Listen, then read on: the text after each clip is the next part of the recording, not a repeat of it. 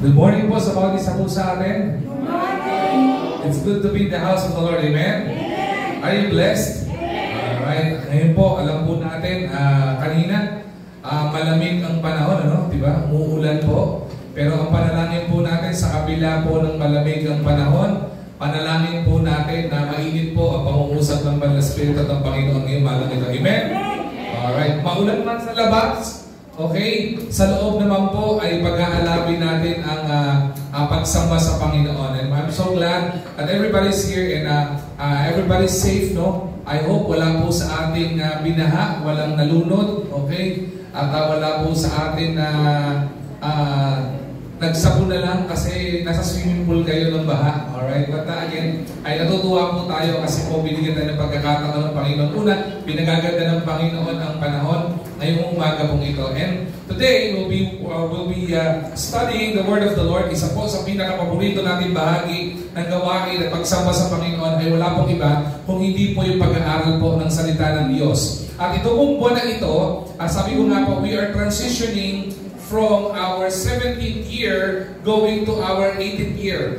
By August po, okay, itong buong buwan ng August ay ating pong pag-celebrate ng ating pong ika-18 taon ng church po na ito at existence po ng church po na ito. And we do believe, naniniwala po tayo, the very main reason why the Lord allowed this church to exist is because of His grace and grace alone. Biyaya lamang po ng Panginoon na tayo po ay naririto. At sabi ko nga po, dahil po ang church natin ay magse-celebrate ng ating debut. Okay, debutante, no? 18 years na po tayo this coming August. Ay mahalaga po itong bagay na ito na maunawaan po natin. Kaya po binuksan po natin yung message series na pinamagatan po natin The Blessed Church o ang pinagpalang eklesiya o kapulungan ng Panginoon. At itong buwan na ito hanggang August, tatalakayin po natin kung ano po yung mga karakteristik ng church para ito po ay masabing pinagpapala ng Panginoon o ano po yung karakteristik ng isang church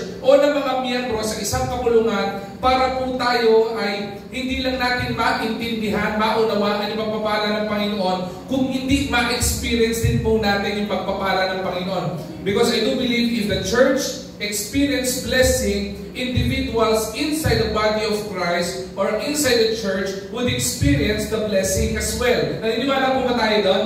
Alright, so ngayong umagang ito, ang gusto kong bahagi po sa inyo, ang topic po natin is about the Blessed Church, consecrated in communion with God. So ngayong po umagang ito, allow me to throw several questions po. Ngayong umaga ito, tingnan niyo muna ako sandali, okay? Bago tayo mag-dig in doon sa mga pag-aaralan nating karakteristik tungkol sa communion para tayo pagpalain ng Panginoon. My first question is this. Actually, nung prayer time namin kanina ng mga elders, ang tinanong ko po sa kanila to when was the last time, okay, we truly experienced yung tayo ay in awe doon sa presence ng Panginoon during our prayer time? Kailan po yung huling pagkakataon na naaalala mo na habang nananalangin ka, you feel yung awesome presence ng Panginoon? Parang, uy, iba yun di ba? Yung parang ayaw bumitaw sa pananalangin kasi naramdaman mo yung pangungusap sa iyo ng Panginoon. And you felt like hindi lang ikaw yung parang nananalangin na parang ang scripted na nananalangin. Alam mo, nakikipag-usap ka at nangungusap sa iyo ang Panginoon. When was the last time na na-experience po natin yon? Okay? At sumunod po, na tanong na gusto natin, patungkol po sa church. Sa atin po, IBC Manila. What would happen, okay, if the church, let's be personal, what would happen if IBC Manila, tayo, today, okay, prayed as desperately as it is planned? Okay? Ano po kaya ang mangyayari kapag ang mga mananampalataya sa church na ito ay talagang nananalangin desperately? Okay? Yun talagang desidido tayong manalangin. Yung intentional tayong makikipag-commune, makikipag-usap sa Panginoon, ano po kaya ang possible na mangyari sa church na ito? Dahil kung titignan po natin, if the church would pray intentionally, okay, if the church would pray to the Lord desperately, the church would live not on a strategic planning of the church, but the church would grow in spiritual intimacy with the Lord Jesus Christ, mas lalalim yung ating pong relasyon sa Panginoon. Wala pong anumang relasyon na lumago, wala pong anumang relasyon sa mundong ito, whether mag-asawa, boyfriend, girlfriend, magkaibigan, na lumago o hindi lalago kapag hindi po nag-uusap. Kailangan po lagi ng communication. And imagine the intimacy of our relationship with the Lord kapag po tayo ay desperate and intentional in communicating sa Panginoon. Okay, ano yung unang tanong natin kanina? When was the last time we experienced the presence of the Lord and we are in awe of His presence? As the church, kaya anong mangyayari sa church na ito, sa IBC Manila, if IBC Manila would desperately and intentionally pray to the Lord? Pangatlo, natanong po natin, are we a church that people attend to? Or are we a church where God shows up? There's two different things, no? Are we a church where people attend to? Yung parang church, pumapasok ang tao. Diba? Mahirap naman po meron church, walang tao. Hindi mo ba? Hindi mo tatawagin body of Christ yun kapag po walang kapulungan. Because the church is not the building. Ecclesia, or the body of Christ, is not the four corners of this building. Ecclesia is us. Tayo po yun. Alright? Tayo po yung church. At titignan po natin, are we a church where people attend to, or are we a church where God shows up? Yung totoo po, kung tatanungin niyo po kayo mga pastor, ano po ang pinakamalaking encouragement po sa aming mga pastor? Alam niyo po kung ano? Yung presensya niyo po. Nakakatuwa po yung presensya niyo. Kami po ay nagagala kapag nakikita po namin kayo sa church na ito. Nalulungkot po kami kapag po kayo ay nawawala sa church. Hindi po dahil wala lang kayo, dahil po mahalaga po kayo sa aming mga pastor at mga manggagawa ng church na ito. Pero alam niyo po, isa sa pinakamaganda sa church na ito, hindi lamang po yung presensya natin. Ang pinakamaganda sa church na pinupuntahan natin para matawag na pinagpala po yung church na yan, yung church na yon ay binibisita ng Panginoon. Amen. Yung church na yon, pag pumasok po tayo, hindi lang tayo umuupo sa upuan, kung hindi nararamdaman natin yung pangungusap ng Panginoon sa buhay po natin.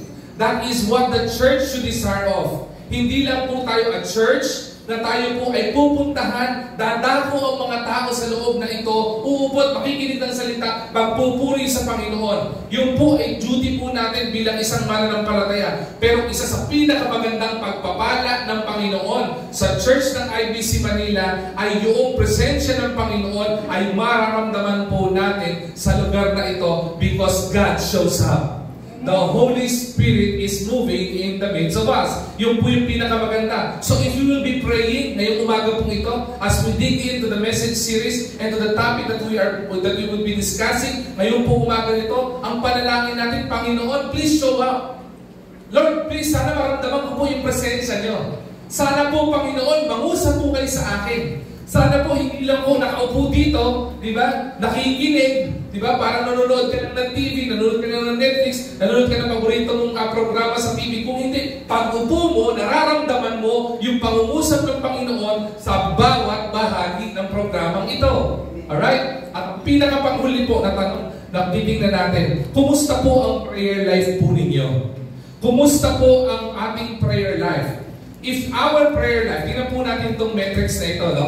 Yung gauge na ito, o sukatan po na ito. If our prayer life set the spiritual temperature of the whole church, tingnan po na, individual po ito kung yung ating pong prayer life ang magiging sukatan, okay, ng temperature ng church na ito, ano po kaya yung temperatura ng church na ito?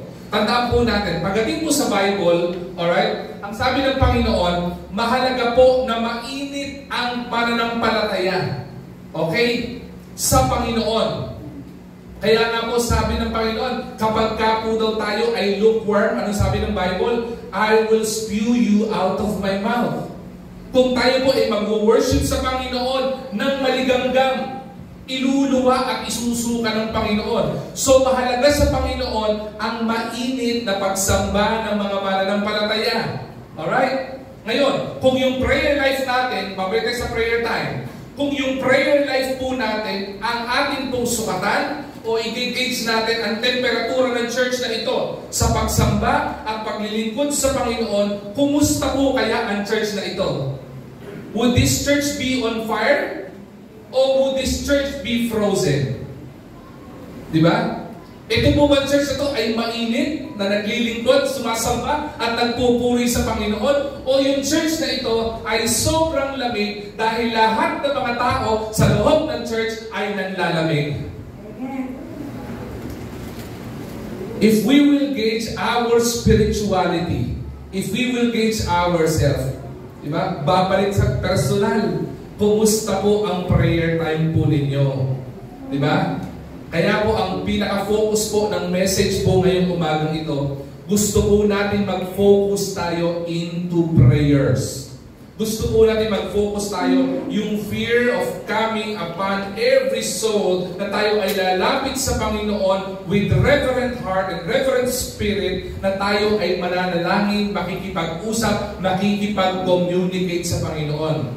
Because a prayerful and worshipful, pakinig po may ginito ha, a prayerful and a worshipful church reflects the fear and favor of God. Okay? Kapag ka po ang church ay nagpupuri, kapag ka po ang church ay mapanalanginin, nagre-reflect po dito o sinasalamin po nito ang pagpapala ng Panginoon sa church po na ito.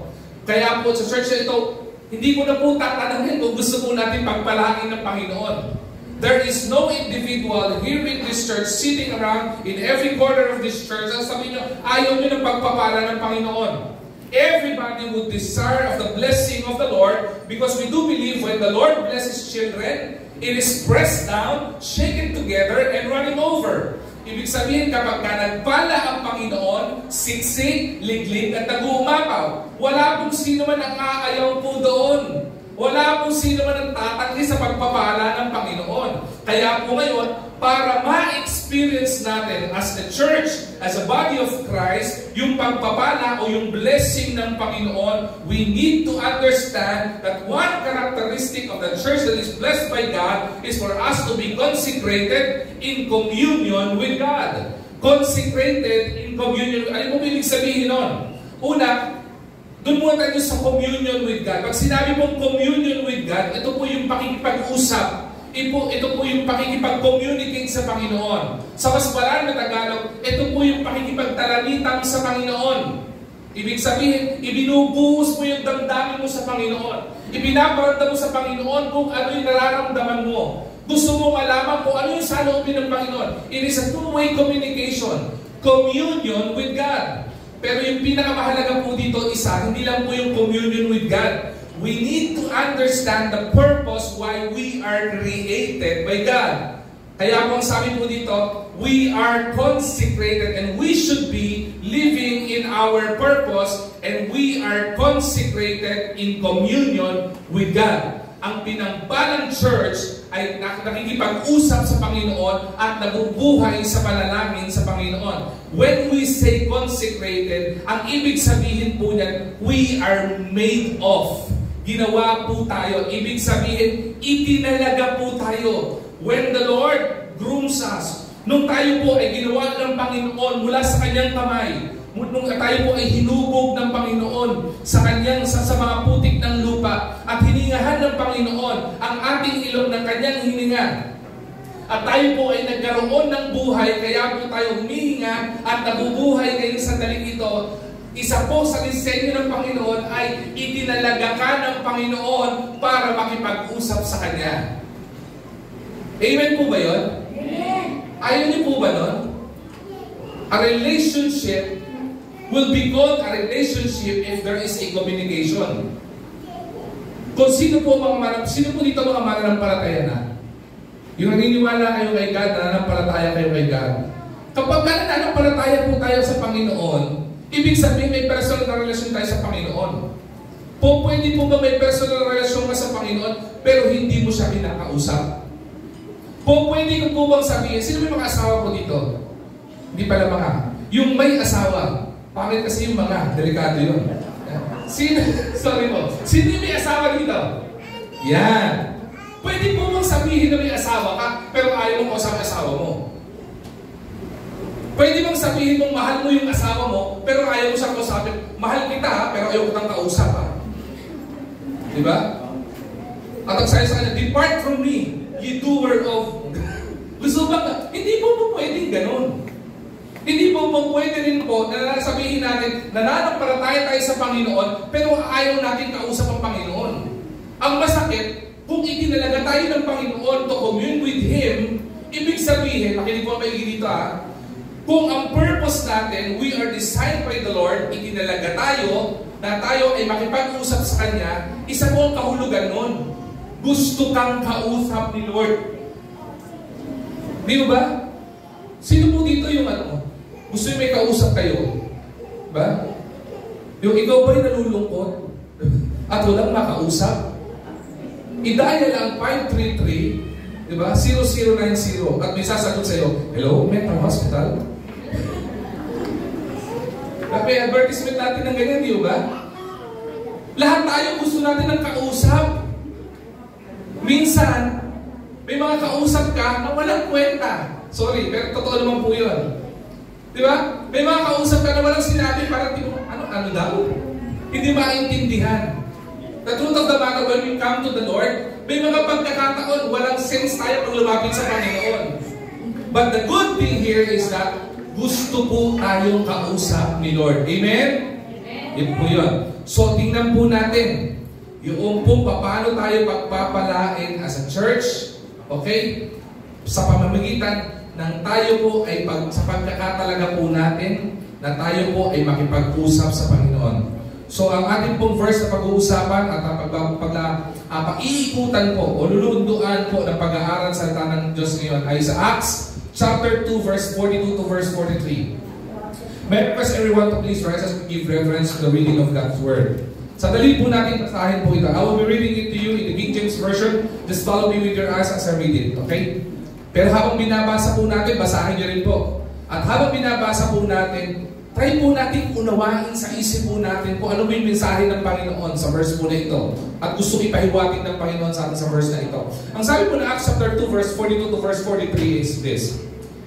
And they continued steadfastly in the apostles' doctrine and fellowship, and in the breaking of bread, and in, ano po sabi dyan? And in prayers. And fear came upon every soul, and many wonders and signs were done by the apostles. So madali po tayo manalangin. Panginoon namin dakilang Diyos, marami pong salamat sa napakagandang umaga na pinagkaloob niyo po, Panginoon, sa amin.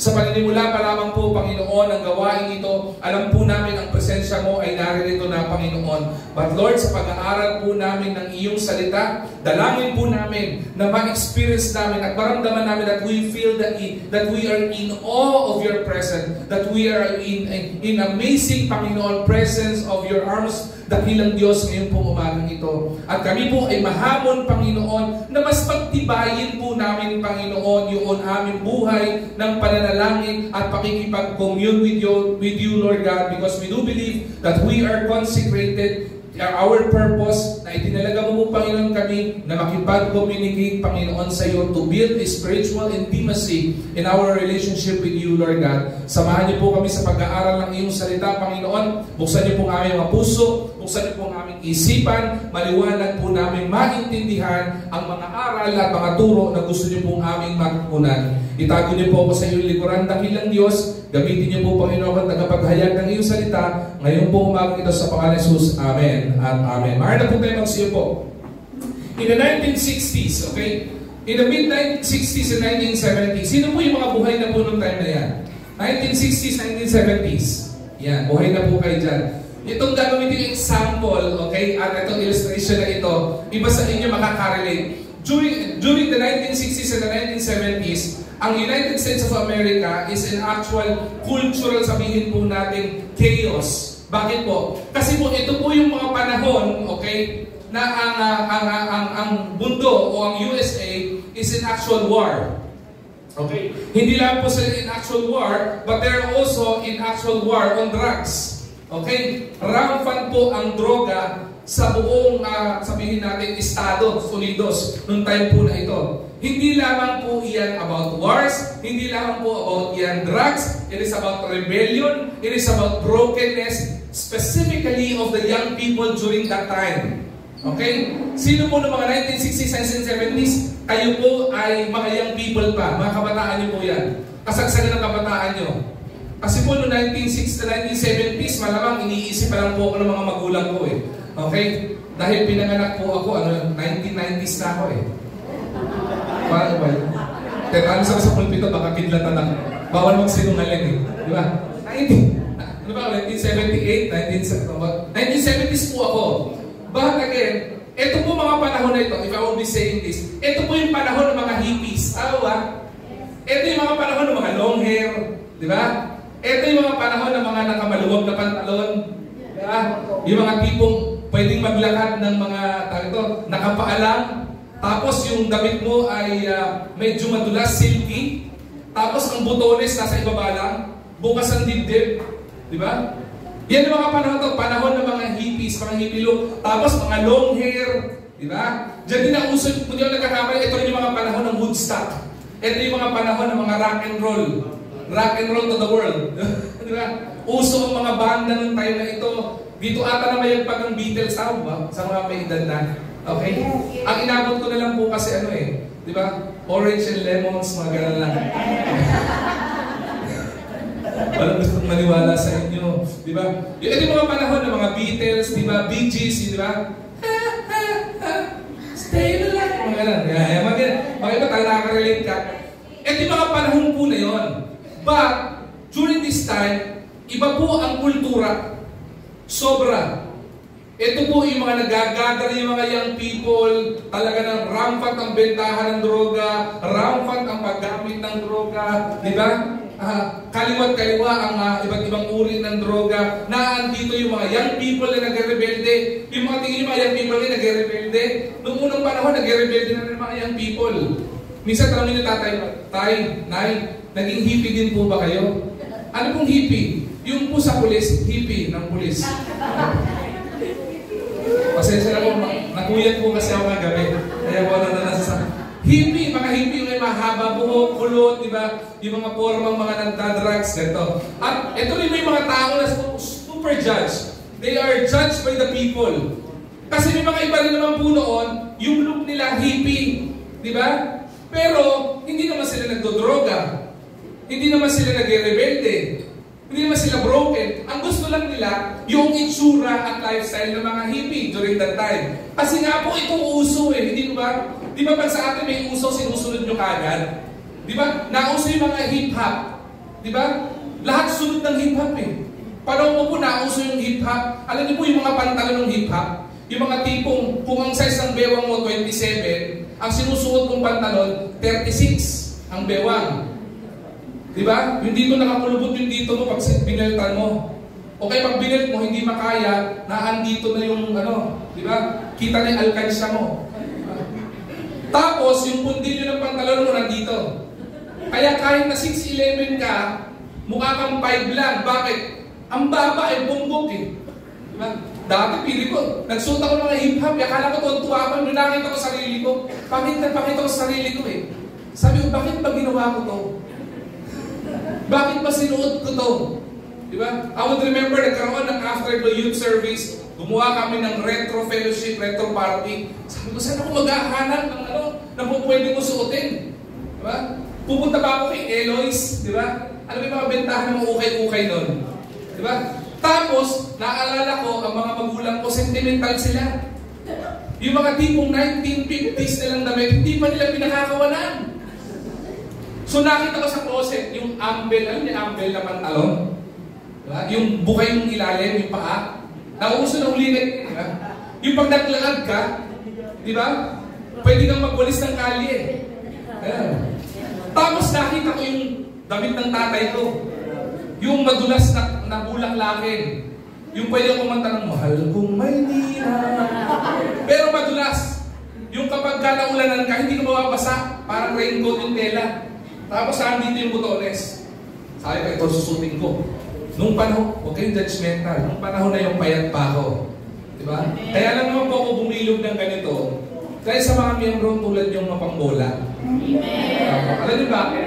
Kaya na po binobola ko ng mga miyembro, sabi nila, Mami Rose, Daddy Baby. Hindi ko alam kung totoo. Sabi lang, Pastor, gumagawa po ka. Sabi ko sa kanila, maliit na bagay.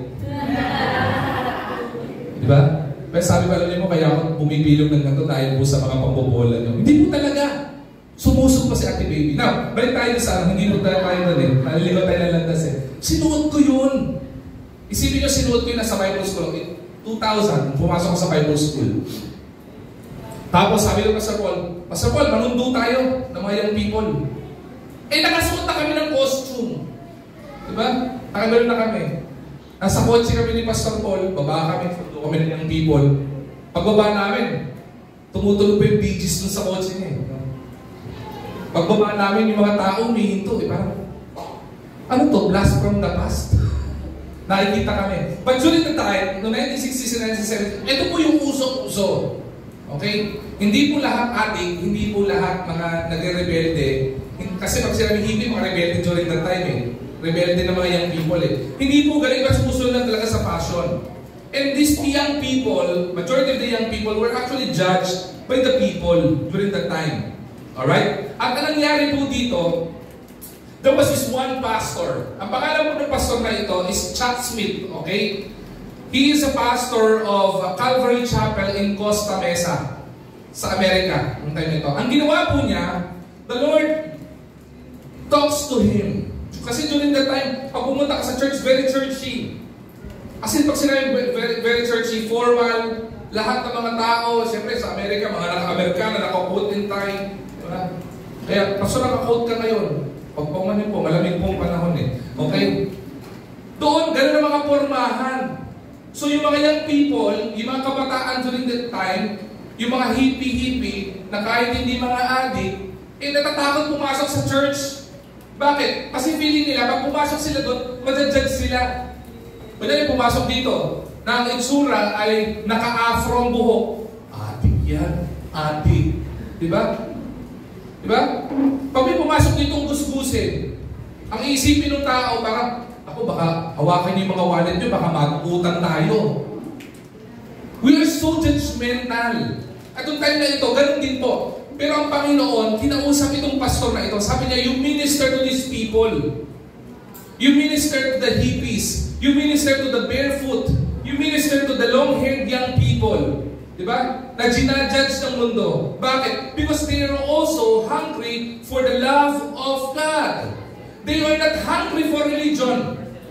Hindi po sila hungry sa religion. Ang mundong ito, sawa-sawa na sa religion. Diba? Anong grupo mo? Dito ako sasali, marami to eh. Dito ako sasama, may yaman itong mga tao nito eh. Dito ako sasama kasi puro sikat dito mga ito eh. Hindi po yun ang basihan. If yun ang basihan mo kapag mag-church po doon, eh religion ang tinitingnan mo. Alright? Pero mundong itong time na ito, sawang-sawa na yung tao sa religion. What people during this time are hungry of are authentic people who are willing to minister to them, authentic relationship with Jesus Christ. Yung tunay na talagang anak ng Panginoon. At ano pong nangyari? Ang ginawa po ng pastor na ito, sabi niya, hindi madali ito. Kasi pag nag-minister ako dito, i-judge din ako ng mga tao. Hindi mo ba? He will live with them, di ba? He will eat with them, pray with them, share the word of the Lord with them, di ba? Do small groups with them. Ang ginawa po niya, ang ginawa ng pastor na ito, nagsimula siya sa isang bagay. Through fervent prayer, nanalangin siya sa Panginoon, Panginoon, dito mo po ba talaga ako tinatawag? He knelt down to the Lord and prayed. Gusto niya maintindihan yung malinaw ng plano ng Panginoon sa kanya. And he opened the scriptures through Bible teaching, to Bible principles. Every dyan and every title in the scripture, pinag-aralan po niya kung ano saan siya nililid ng Panginoon. And with the genuine love of the Lord, Pastor Chuck Smith had a genuine love for the hippies during this time. Diba? Na walang pumapansin, kinupot siya, ina-out ka sa society, but kahit ganito ang tingin sa kanila, they were majority during this time. Napakadami po nito. Sobrang dami po nito. Kaya nga po sumikat yung mga hippies eh. Alright? At ang nangyari po dito, when Pastor Chuck, Smith, embraced the calling of the Lord, ang nangyari po dito, thousands were saved. Okay? Tignan niyo po itong picture na ito. Kuya tayo, pakipost please. Yan. June 21 of 1971, it was actually, sabihin po natin, ang nangyari po dito, it was featured, front page, by Time Magazine. Pwede niyo pong i-search po yan. Lalagay po dito, ang tawag dito is the Jesus Revolution. Okay? Nagkaroon na malaking pagbabago. Okay? Paano po ito nakakot ng attention ng mga tao? At paano po nagkaroon ng impact ito sa buong mundo? Alam niyo po kasi, when one person embraced the calling of the Lord, when one person kneels down to the Lord in prayer, makikita po natin yung impact ng gagawin ng Panginoon, ng pagpapala ng Panginoon. Remember in the book of Acts chapter 2, ano pong blessing ng Panginoon doon? Hindi ba? They continued in prayer, they steadfastly prayed, they continued breaking bread in the church, they continued breaking bread in the houses, they worship the Lord. At pagdating sa huling bahagi ng Acts chapter 2, the abundant blessing of the Lord overflows, and the Lord added to the church daily. Nakita niyo po yun. Ano po? Ginangyari din po kay Pastor Chuck Smith po ito. Naging daan po siya para ang salita po ng Diyos at pagkaroon ng Jesus Revolution. Kaya nga po may natawag po na mga Jesus freaks. Ang tawag po dito. Ito yung mga tagasunod ng Panginoon. Yung kumbaga sa ibang grupo, sagrado, digandado. Ito yung mga talagang tagasunod. Kaya nga po freaks ang tawag sa kanila. Naging freaks sila sa Panginoon. Ibig sabihin, naging masugid na tagasunod sila ng Panginoon. At ang nangyari po dito, thousands were saved. Okay? Libo-libo ang naliligtas. At linggo-linggo, nagkakaroon po ng public mass baptism. Alam niyo po ba yun? Ito po ay one of the pictures that was taken sa Amerika. Ang tawag po sa lugar po na yan ay Pirates Cove in Newport Beach. Every week, almost every day, thousands and thousands of people, thousands and thousands of young people accepted the Lord Jesus Christ as their Savior. At hindi lamang po iyon, thousands and thousands of people and young people, hippies, drug addicts, and whatever people you call them, kung sino man sila, ay sumusunod sa Panginoon sa tubig ng bautismo. Hundreds of new believers line up. Thousands of people, young and old, following water baptism, confessing Christ is their Lord and Savior, being baptized in the name of the Father and of the Son and of the Holy Spirit. And this movement swept across the United States, from East Coast down to West Coast of America, na nakarinig ng salita ng Diyos. Yung mga hippies from the East Coast, yung mga hippies from the West Coast, from the North and from the South, nakarinig ng salita ng Diyos at nagkaroon po ng pagsunod at pagtanggap sa Panginoon, and thousands of people are being baptized. Kaya po nagkaroon ng tinatawag na Jesus Revolution. Okay? Paano po nagkaroon ito? It started with prayer of one pastor. It started with a couple. Yung mag-asawa ng pastor. They even purchased a property para sila ay mag-harbor ng mga hippies na mga isinatantabi. Di ba?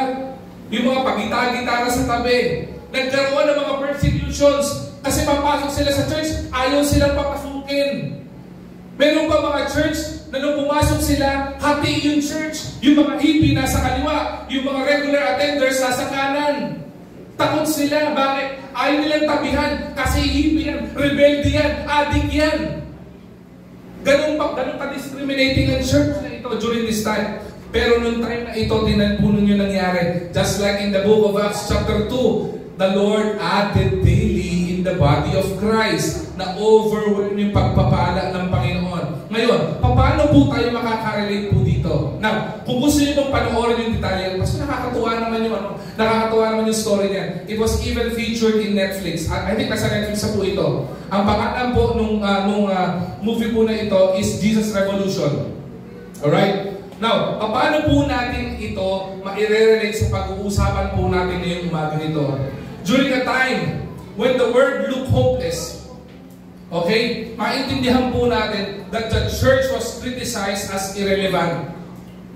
Kapag ka po tayo hopeless, tingin natin walang kwenta ang church. A small group of praying, worshipful Christians sparked a nationwide movement.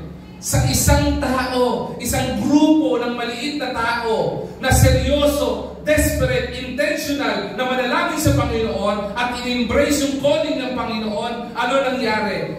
A nationwide movement that has an impact all over the world, that sent many and many of missionaries all around the world during this time. Nagsimula sa panalangin ng isang tao. At lalo tigit nagsimula dahil dininig ng Panginoon yung panalangin ng taong ito. Imagine if all of the people inside the church would have the same prayer of Chuck Smith during this time. Imagine the impact. Isang tao nga lang pong intentional at desperate na nalangin sa Panginoon nagkaroon ng impact hindi lang sa buong Amerika kundi sa buong mundo. They were even featured by one of the famous magazines all over the world, well-published publication, Time Magazine. Napansin nga po sila Ang kailang Kristiyano, 2-5 Pag sinabi Christian ka, hindi ka napapansin. Ganun ba? Ang Kristiyano si ganito Ito hindi lang po masabing Kristiyano, nagkaroon ng impact. It all started with one prayer and an answered prayer from the Lord. Nagkaroon ng communion with God. Today, we are not just called to do church, we are called to be the blessed church. Hindi po tayo maging isang church na pinupuntahan lang. Tayo po ay isang church na pinagpala at nakaka-experience ng pagpapala ng Panginoon.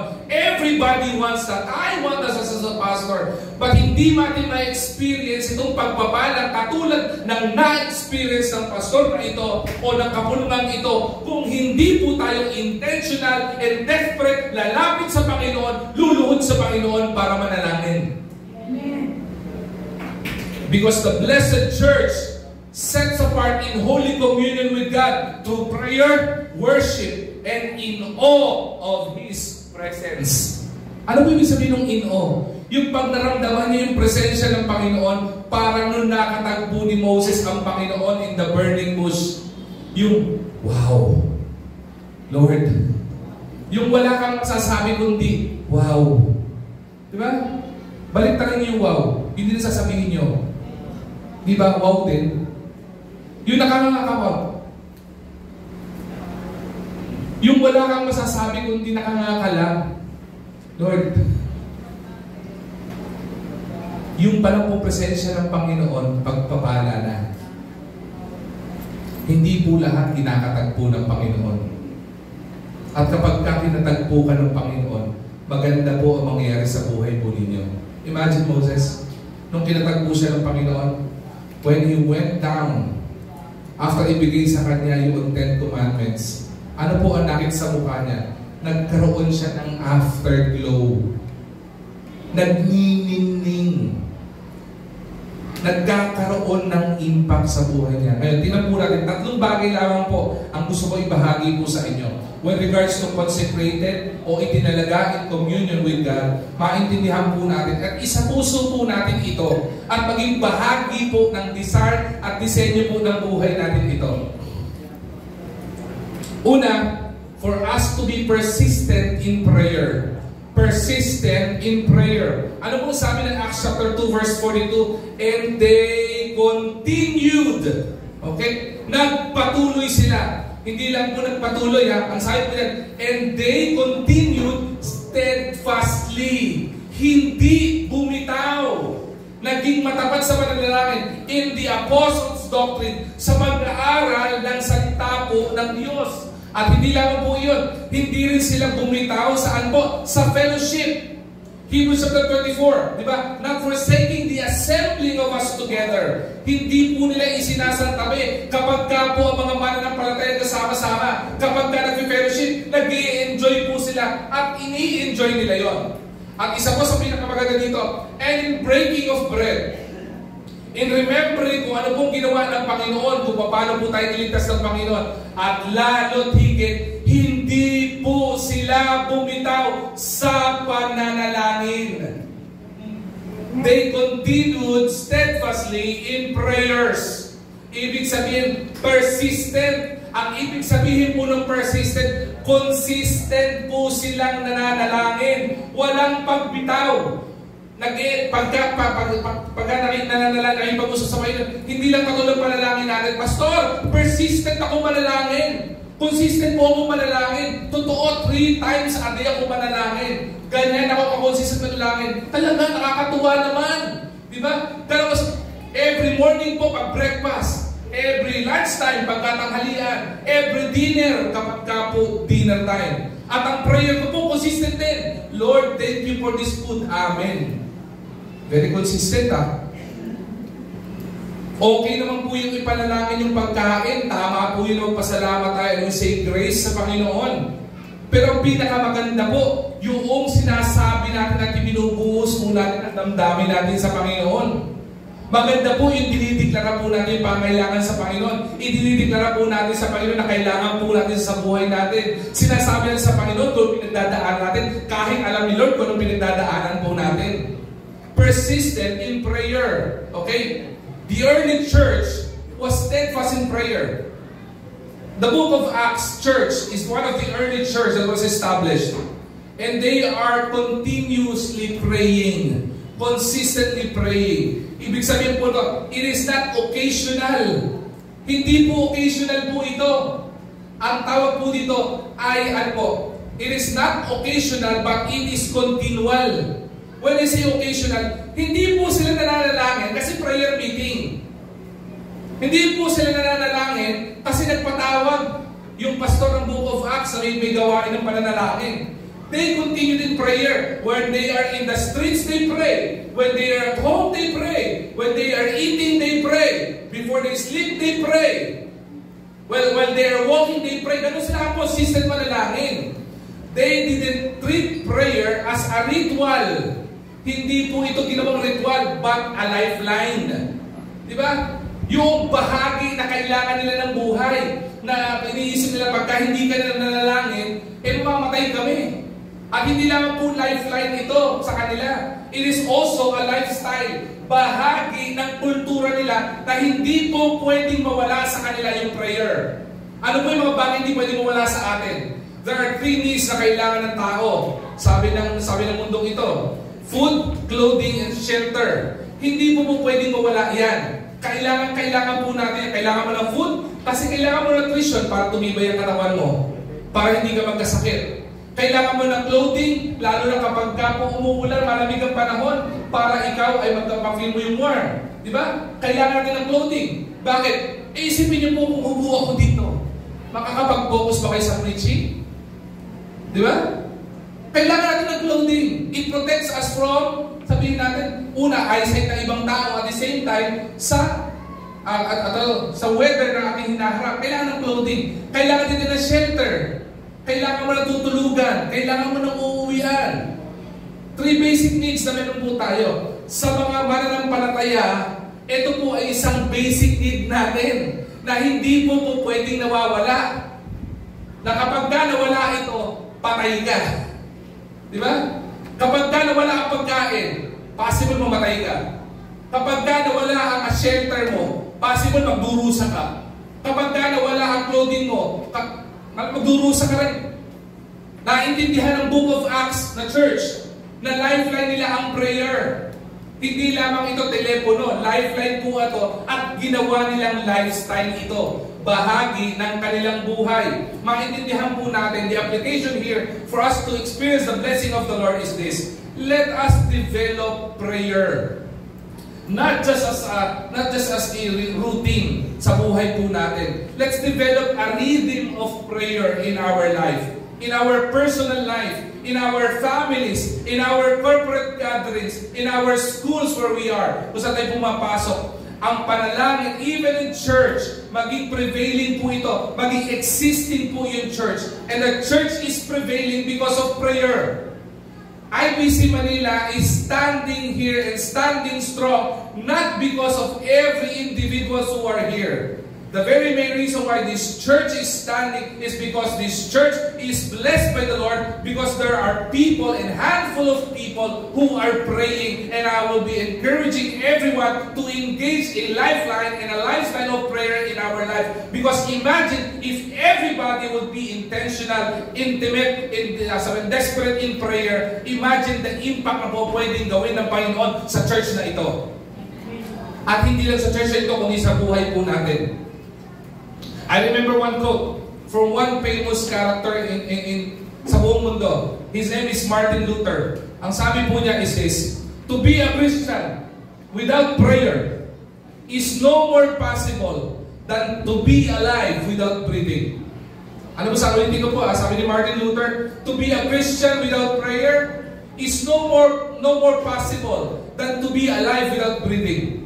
Ano ba ibig sabihin? Tagalogin ko po lang konti, mas mababaw. Yung panalangin ay kasing halaga ng hangin hinihinga natin. Kapag yung hangin sa mundong ito, tinurn off ng Panginoon ng kahit 3 minuto lang. Okay? Sa mga nasa medical field, kapag 3 minuto, walang pumasok na oxygen sa brain mo, sigurado stroke ka. Kapag ikaw, may 3 minuto na nalunod ka, walang pumasok na oxygen sa katawan mo, sa brain mo, sigurado may kalalagyan ka o ng tanggulay ang katawan mo. Ganun din po. Tayo po kaya po ba natin mabuhay ng 3 minuto nang walang panalangin sa Panginoon? Sana po ganito maging approach natin sa prayer. Na hindi po natin tatanggalin yung prayer na para po itong hangin ating hinihinga para po tayo ay mabuhay. Story of Charles Spurgeon. Sabi po ni Charles Spurgeon once said, his power in preaching came from the boiler room. Noong time na ito, where his church gathered in prayer before every service. Because during that time, malamig po ang panahon. So kailangan nila ng boiler room para magkaroon ng heater doon po sa kanilang church kung saan sila nag-gather. At habang nagsa-service po, nag-worship service yung mga tao, nag-worship service at preach yung pastor, nagkakantahan yung mga tao, there are a handful of people staying in the boiler room, nananalangin, Lord, mangusap po kayo. May nag-i-intercede, mga intercessors, nananalangin, Panginoon, mangusap kayo sa gawain. Panginoon, sana yung mga spirito kumilos, Panginoon, kailangan po namin ng pangungusap nyo, kailangan po namin ng presensya nyo, nakilatos. May mga nananalangin. And majority of the preaching that was preached by Charles Spurgeon was done and studied inside the boiler room. Alam niyo bakit? Because inside the boiler room, hindi rin siya nag-aaral ng salita ng Diyos. That is where he prayed and wept to the Lord. Sipin niyo yung prayer, no? Sipin niyo yung impact ng communication sa Panginoon. Diba? Sumunod po, hindi lamang po persistent in prayer. Sana po i-embrace po natin ito. Okay? Maging passionate in praise po tayo. Ano ba sabi ng Psalms chapter 63 verse 1 to 4? O God, Thou art my God. Early will I seek Thee. My soul thirsteth for Thee. My flesh longeth for Thee. In a dry and thirsty land where no water is. To see Thy power and Thy glory, so as I have seen Thee in the sanctuary. Because Thy loving kindness is better than life. Wow. Grabe, no? My lips shall praise Thee. Thus will I bless Thee. While I live, I will lift up my hands in Thy name. Nagpuri po dito ang Haring David. Passionate siya in prayer. Passionate siya in giving praise to the Lord. Diba? When you say worship, when you say praise, this is not just singing praise to the Lord. Hindi po ito yung tugtugan ng banda lang.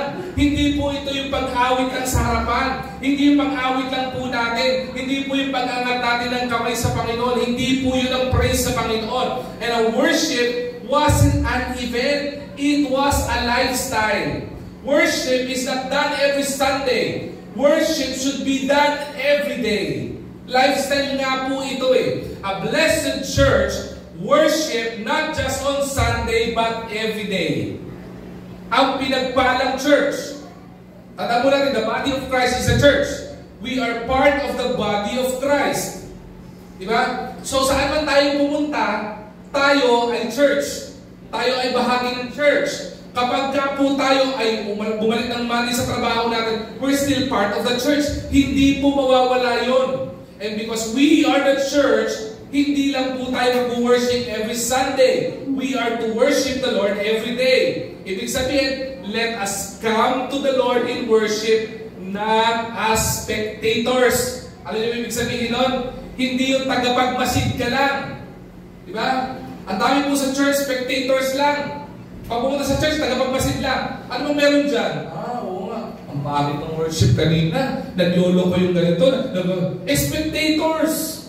Diba? Ang dumi ng ganito. Ang hina ng aircon. Ang dami napansin. Ang tawag doon, spectators ka. Nakakatuwa yung worship. Ang dami naman kumanta kanina nung kumakanta. Diba? Nakakatuwa naman yung blending nila. Diba? Nakakatuwa naman yung mga young people. Tataasan ng kamay. Nagpapalakpakan. Spectators ang tawag po doon. Ang true and genuine worships and worshipers are not spectators. They are participators. Nagpa-participate ka. Nagiging kabahagi ka. Yun po ang tunay na nag-worship sa Panginoon. Because worship reflects the value of God. Kung sino ba talaga ang Panginoon sa'yo. Wala ka namang pupurihin na walang value sa'yo. Hindi po ba? Kung pupurihin ko yung asawa ko, sabihin ko sa asawa ko, love, ang ganda mo ngayon. Sobrang gandang-ganda ko sa iyo ngayon. Kahit 3 kayong naka-violet sa church na ito ngayon, lamang na lamang yung pagka-violet mo.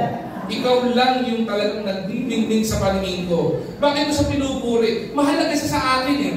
May value siya sa akin. Yung mga naka-violet, mahalaga din yan para mga anak ko yung mga yan eh. Pero mas mahalaga itong asawa ko. Diba? Ganun sa Panginoon. If we are worshiping Lord, I worship you with who you are. I will lift up my hands and praise to you, Lord God. I will offer my offerings to you. I will give my praise to you because you value God. So, ibig sabihin, kapag ka pala hindi ka nag-worship sa Panginoon, hindi mo binavalue ang Panginoon. Kapag ka tuwing Sunday ka lang nag-worship sa Panginoon, ibig sabihin lang, ganun lang ang value ng Panginoon sa'yo. Kasi kung talagang matindi ang value ng Panginoon sa buhay mo, di ba? Araw-araw mo siyang i-worship. Every hour i-worship mo siya. Every minute i-worship mo siya. Every second, millisecond of your day, you will praise Him for who He is in your life. Because you value Him the most in your life. Alam mong sabi ni William Temple, ang ganda po ng meaning ni William Temple dito eh.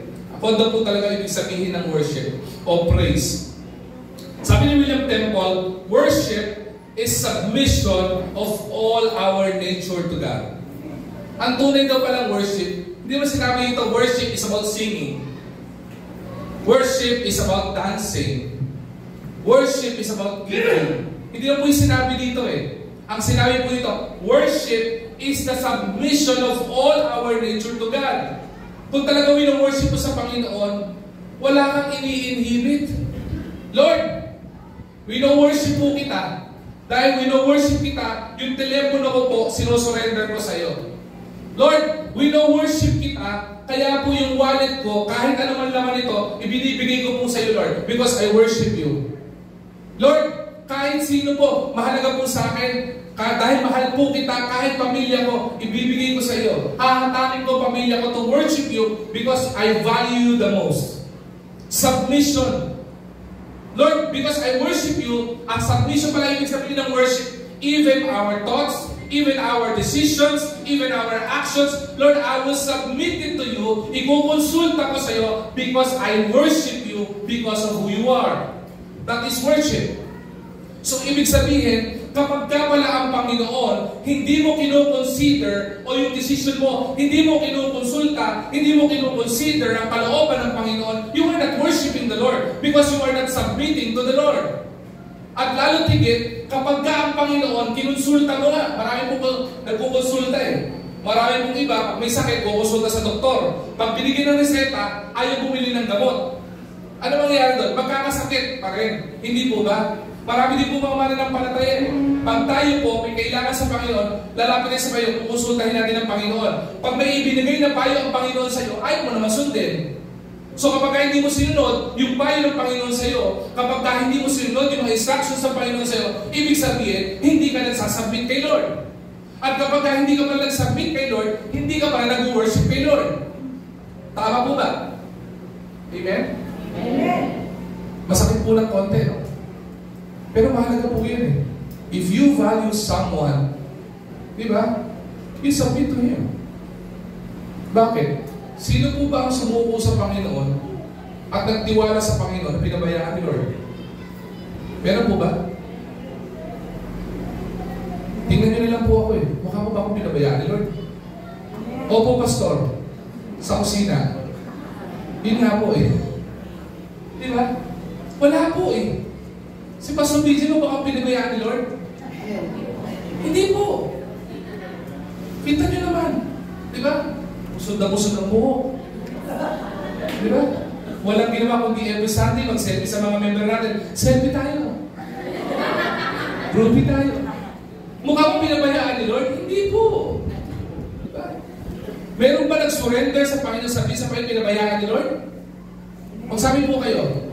Huwag na po natin palayo sa church na lang po na ito. Ang dahil po natin workers dito. Ang tatay po ng mga workers natin dito is si Tatay Ben. Tatay BJ. Tatay BJ has many children. Has many children. Has Tatay BJ. Ano pa, Abraham pala yan. Sunday school eh. Diba? Pinabayaan ba sila? Hindi po. Bakit? Gumamit ang Panginoon ng mga miyembro para pakainin ng mga uwak. Tawag ba? Bakit po? Buksan niyo po yung rep na yun. Linggo-linggo may pagkain eh. Sabi ko, aba, hindi ako naniniwala sa swerte, pero ang swerte niyo ha. Di ba? Hindi pala swerte. Huwag kayo naniniwala sa swerte ha. Malasing kayo. Okay. Naniniwala sa pagpapala ng Panginoon eh. Di ba? Isipin niyo, may mga miyembro kinausap ang Panginoon para maglagay dyan, isa-isang dilata, isang itlog. Sa dami natin dito maglagay itlog dyan eh. Di ba? Malamang puro cholesterol ang mga workers natin. Kaya pala minsan si Pastor BJ na high blood. So buwasan nyo ng konti itlog. Iba naman, di ba? Noodles naman, para kidney naman ang issue nila. Di ba? O kaya yung mga ano naman, yung mga tetra pack na mga sesto, di ba? Para sugar naman ang problema nila. Hindi ko alam kung mahal nyo talaga mga workers o gusto nyo sila magkasakit. Pero salamat sa pagmamahal dahil pinakita nyo na ang Panginoon, kapag ka nag-surrender ka sa Panginoon, hindi ka babayaan ni Lord. Wala pong sino man na sumuko sa Panginoon, nagtiwala sa Panginoon, in-accept ang calling ng Panginoon, nagtatapat sa Panginoon, pababayaan ng Panginoon. Yung mga uwak na sa langit, pinapakain ng Panginoon. Yung pakain mga anak niya na binigyan ng pagkakataon at katalinuhan, hindi po pwede provide ng pangkailangan niya. Passionate in praise. Remember Apostle Paul and Silas? Ito gusto ko po itong story nito. Paul and Silas, may kanta pa to. Paul and Silas were in jail. Di ba? May kanta to eh. So in the book of Acts chapter 16 verse 25 to verse 26, ito po ay isang tagpo na kung anong ginagawa ng Panginoon when people actually intentionally and deliberately pray and worship and praise the Lord. Okay? Isa po sa pinakamahirap na gawin na magpuri sa Panginoon. Alam niyo po kung kailan? Kapag gamit pinagdadaanan ka. Subukan niyo kung may problema kayo, makapagpuri kayo. Subukan niyo kung may karamdaman kayo, masabi niyo salamat. Subukan niyo kung may karamdaman kayo at nakahiga kayo sa panig ng karamdaman. Masabi niyo sa Panginoon, Lord, salamat po because I'm sick ngayon. Hindi po madaling gawin yun. Kapag ka po, wala ka pabili ng grocery mo kinabukasan, madali ba magpuri sa Panginoon? Magagawa niyo po ba yun? Mga young people who are here, hindi po lahat naman dito well-off. Hindi po ba? Ilan lang ang well-off dito? Si Boss G lang. Yeah! Mayaman po siya, di ba? Di ba? Hindi kasi, hindi po lahat tayo dito well-off eh. Pero ang hirap pag may pinagdadaanan ka.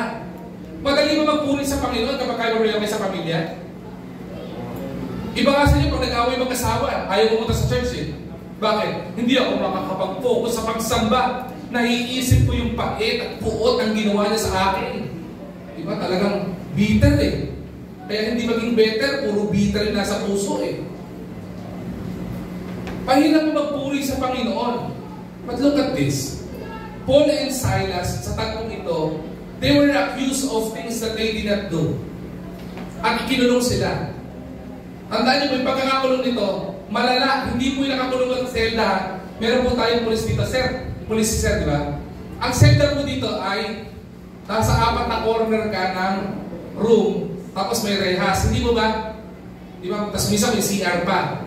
Mapapalan ng mga nagkakasama ngayon. Kayo mga ibang gusto magkamali. Gusto nilang gumawa ng krimen. Eh, bakit? Kasi pagpasok mo ito, may CR. Di ba? May shelter. May food. Di ba? May food and libre food, di ba? Oo. Saan ka nakakita? Nakagawa ka na ng pagkakamali, tinugwardyahan ka pa. Di ba? Kakaiba mo. Alright. Paul and Silas, iba po yung status ni Paul and Silas. Sila, nakakulong sila. At ang kulungan nun, parang dungeon, kuweba. Hindi po palalaki para sa sitwasyon, ha? They were chained. Naka-chain sila. Saan sila naka-chain? Sa isang malaking bola ng bakal. Subukan mo tumakbo ka na may bolang bakal sa paa mo. Hindi ka makakatakbo eh. Nakakulong ka na, nakarehas ka na, nakakandado ka na, nakalak pa yung paa mo. Hindi ba't kalunos-lunos at sabi tayo, karimari-mari yung kalang pinagdadaanan. Ang masakit nito, psychologically, may pinagdadaanan. Bakit? Eh, hindi naman po sila gumawa ng mali eh. Mali po ba magsahit ng salita ng Diyos? Mali po bang sabihin ng magandang balita ng Panginoon? Mali po bang gumawa ng mabuti? Ginawa po ginagawa ni Paul and Silas eh. Pero hindi po ginawa nito. Hindi po sila huminto sa pagpuri sa Panginoon. Because during that time, when they were in prison, what they did was they praised the Lord. Nanalangin sila. Di ba? Pasalamat, Panginoon, salamat po. Napakabuti nyo. And they were singing. Diba? There's joy in the house of the Lord. There's joy in the house of the Lord today. Diba? They were singing that. They were singing, hindi ba na, baka naman ito lang pinakanta nila. Amazing grace, how sweet the sound. Diba? Kinakanta nila yun. Diba? Kumakanta sila mga papuri sa Panginoon. They were kneeling to the Lord in prayer. They were worshiping to the Lord. In the midst of their trouble, in the midst of kanilang pinagdadaanan, in the midst of their, sabi natin, bad situation, they worship the Lord. They pray to the Lord. At alam niyo nangyari? Basahin niyo Acts chapter 16. Makikita niyo po ang nangyari. Alam niyo nangyari? Na-shake ang lupa, and the prison cells were open, and the chains were cut loose. Hindi po ba? Ang nangyari? Pinakawalan sila. Inalis sila ng Panginoon doon. To the point of, anong meron? Even the guard na nagbabant, ang ginawa ng guard, nunaki na sila. Because they were singing praise and they praying to the Lord. Anong naramdaman? Alam nung prison guard na trouble siya, anong ginawa niya? He drew his sword at magtatarak siya ng sword sa sarili niya. At inawat siya ni Paul and Silas. Hindi tayo mapalalim pa ng issue doon. Ang gusto natin makita, kaya kang alisin ng Panginoon sa lusak ng problema mo kapag marunong kang magpuri at magpanalangin sa Panginoon. Walang masama sa buhay mo na hindi ka kayang tanggalin ng Panginoon kung intentional at desperate kang lumalapit sa Panginoon. Walang anumang bigatin, walang anumang imposible sa buhay mo na kaya solusyonan ng Panginoon kapag ka lumapit ka sa Kanya. Ipagkatiwala mo sa kanyang sitwasyon mo. May problema ka sa trabaho, ipagkatiwala mo sa Panginoon. May problema ka sa pamilya mo, ipagkatiwala mo sa Panginoon. May problema ka sa eskwelahan mo, ipagkatiwala mo sa Panginoon. May problema ka sa calling mo, ipagkatiwala mo sa Panginoon. Kasi kapag natuto ka na manalangin, intentional lumuhod sa Panginoon, manalangin, mapuri sa Panginoon, sa kabila ng bigatin at sama ng pinagdadaanan mo, sa mata mo, kaya kang alisin ng Panginoon dyan. At sa Panginoon, kailanman wala pong imposible. Di ba ang ganda nun, no? Hindi ba pagpapala yun? You will be cut to the chain of the evil forces of this world. Yung pinakamaganda po dun eh. Ano una? Persistent in prayer. Pangalawa, passionate in praise. Tapusin na po natin ito. Pangatlo, ano po yung pangatlo? Permeated by the presence of God. Ano po ang sabi po ng Acts chapter 2 verse 43? Then fear came upon every soul. Ulitin ko po Then fear came upon every soul, permeated by the Spirit. Pastor, ano po yung ibig sabihin ng permeated? Okay? Ano pong ibig sabihin permeated in the presence of God? Ang ibig sabihin po nito ay tayo po ay tumatagos, nangungusap ang Panginoon. Alright? Reverent or filled the church. God's tangible presence was real. Okay? Fear here doesn't mean terror. It means reverence. Yan po ang ibig sabihin po niyan. When we consecrate ourselves in communion, anda po natin, with the Lord, we attract God's presence. Kapag ka po tayo ay lumalapit sa Panginoon, ina-attract po natin ang presensya ng Panginoon. Let us seek not just hand of God's blessing, but the face of God in intimacy. Okay? I'm almost done. Alright? Now, sabi po dito ni Leonard Ravenhill, the man who kneels before God will stand before anyone. Ulitin ko po the man who kneels before God will stand before anyone. Ang ibig sabihin po nito, ang taong marunong lumuhod sa Panginoon, kayang tumayo sa anumang mundo at pagsubok ng mundong ito. Alright? Just like Moses, in Exodus chapter 34 verse 29, Moses' face shone because he spent time in God's presence. Kaya po nakatindig si Moses ay dahil po nakita niya ang presensya ng Panginoon. I'm almost done.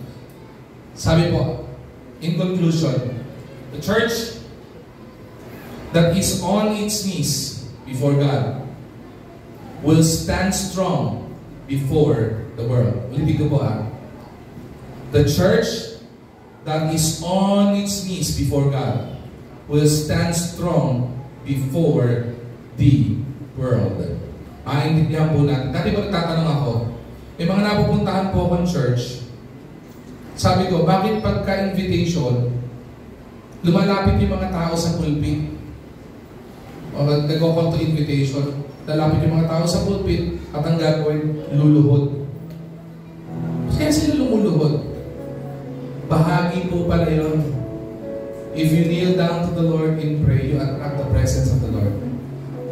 Ina-attract natin yung presensya ng Panginoon sa buhay po natin. The blessed church is not just built on strategies, but it is built on spiritual surrender. It is not built on programs.